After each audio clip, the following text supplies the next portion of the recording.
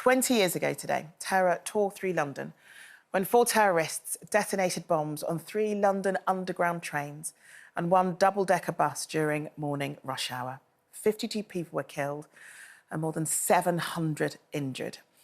Now, today especially, our thoughts are with those who were affected by this horrific attack. That's both survivors and families of those who were taken. In fact, just a couple of weeks ago, we had survivor Martine Wright on the show, and she was sharing her memories.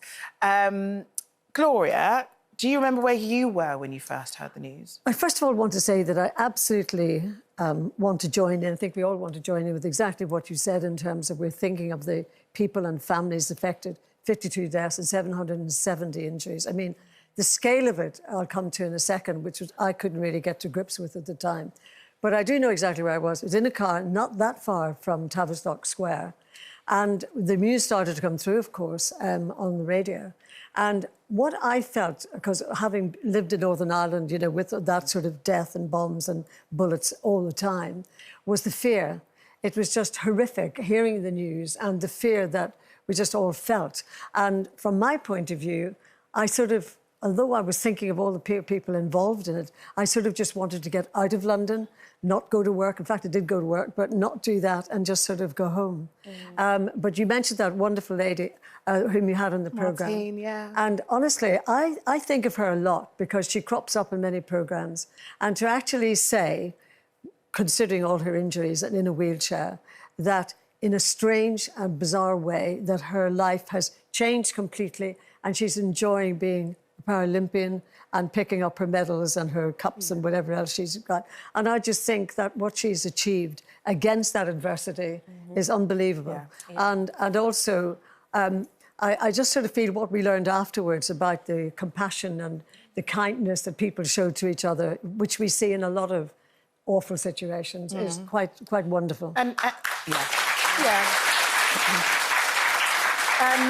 Jane, you were quite worried about Grace when you heard the news, weren't you? Yeah, well, I remember I was at home in South London, and I think I was finishing a book I was writing, and so I had got like an agency nanny for about 6 weeks to just, because, you know, if you're in the house with an 18-month-old and you're trying to write and they're always trying to find you and whatever, so I employed somebody for the period of time to kind of take her out and look after her and whatever. She was about 18 months old.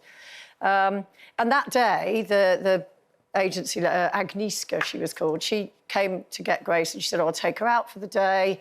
And I didn't really think, because I thought, you know, they'll go to a park or whatever. And then, of course, I saw on the news that this was starting to happen and there were things going on everywhere.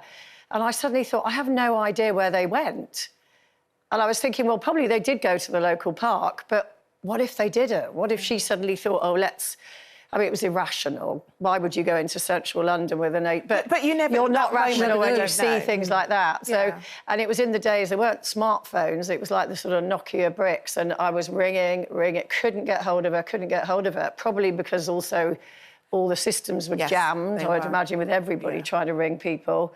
But anyway, I eventually got hold of her, and obviously everything was fine. But panic. Yeah, but total irrational panic, but total panic. Yeah, but you know, I think also to add to what you were saying, Gloria, about the flashes of humanity as well that you see in the middle of such atrocity. I also wanted to say, obviously, it didn't sort of work out in that case, but it's been 20 years, and you know, you look and you think the intelligence services that we never see, we never really hear from, but they're thwarting this kind of stuff all the time. And that is, you know, such an incredible job that they do. For us to have had 20 years without this kind of thing is amazing. So well, yeah, because,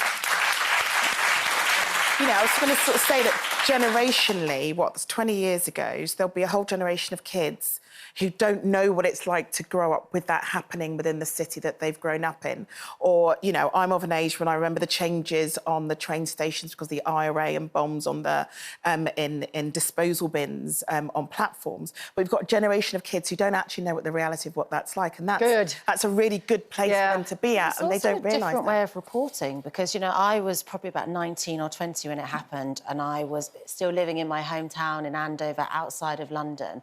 And actually, we didn't all have smartphones, and the news wasn't changing every second. We didn't have live feeds. So I probably found out about it in a break at college from a news bulletin and saw only the official photography that was released rather than all the mobile phone footage we see now. I think it's worth mentioning that 20 years on, for people that were directly affected by that trauma, today and conversations like this will be massively triggering still for people. And actually, if you were directly affected, 20 years is no time at all. No time. And I definitely echo what you were both saying. In these situations, all we can do is look for the helpers, and they're always there. And I remember some of the pictures of people going to administer first aid to others, people going back in to look for people, to help people out over the next few days. And not necessarily knowing if there was going to be another explosion. Exactly. And there was the second one on the bus. Yeah. So I still think, in one way, as awful as it is, you can see, you know, an act of an individual and then the aftermath of incredible people and solidarity. Yeah, I mean, you know, born and bred in London, and I don't know how you felt, Jane, but as a Londoner, that even just the very next day and the days going on, it was really, really hard to go day by day to do normal stuff. You know, do I get on a train to go to work? Is something going to happen to me? Can I get on a bus? Can I get on the tube? Is it better for me to walk? You know, am I walking next to somebody that's going to end my life? It was really hard. Well, of course, the nature of the word terrorism is that it creates terror. Yeah. And that's the whole thing, isn't it? And they always say to us the day after, look, the best thing that we can all do is to go about our daily lives and not live in a state of terror. But as you've just, but as you've just said, it's harder to do that now in this environment of rolling news. And, you know, everybody on the scene now is a reporter because everyone's got a mobile phone and you see footage within minutes. Hate that. Then you get the conspiracy theorists about who did this, how, you know, what is this, blah, blah. So there's a lot of noise around these kind of things now. I mean, you can never predict anything, can you? Because I also today, I'm thinking, apart from what we've mentioned, are the children and the Texas floods and everything. We're hearing the news this morning. Those little children who were asleep on their summer camp.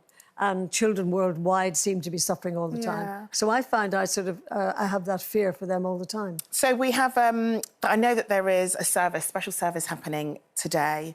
King Charles will be there, as well as survivors and families of those who were taken. But he did actually give a statement today, earlier on today, last night, and said, the selfless bravery of our emergency services, transport workers and fellow citizens who rush towards danger to help strangers reminds us of the very best of humanity in the face of the very worst.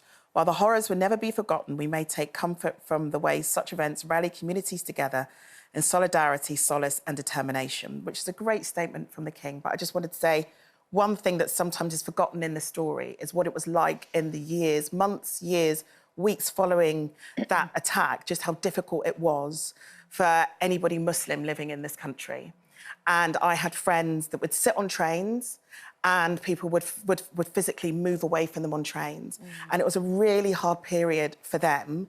And so, yes, we did have solidarity, but we can't forget those for whom they were not afforded that solidarity. But there are so many memories that we think of at this day. But as we've all said here, our hearts goes out to everybody that was impacted on that day 20 years ago.